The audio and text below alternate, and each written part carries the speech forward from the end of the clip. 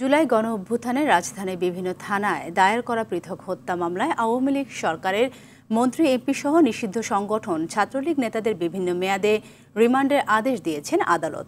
একই সাথে ভাটারা থানায় হত্যা মামলায় শেখ হাসিনার বিনিয়োগ উপদেষ্টা সালমান এফ রহমান ও সাবেক মেয়র আতিকুল ইসলাম এবং ধানমন্ডি থানার একটি হত্যা মামলায় সাবেক সচিব মহিবুল হককে গ্রেফতার দেখানো হয়েছে।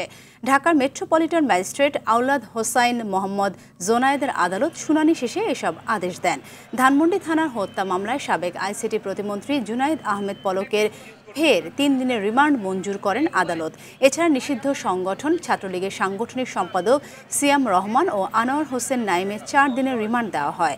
আর লালবাগ থানার একটি হত্যা মামলায় সাবেক এমপি সোলেমান সেলিমকে 3 দিন এবং ধানমন্ডি থানার হত্যার চেষ্টা মামলায় সাবেক স্বরাষ্ট্রমন্ত্রী আসাদুজ্জামান খান কামালের ছেলে জ্যোতিকে 3 দিনের রিমান্ড মঞ্জুর করেন আদালত।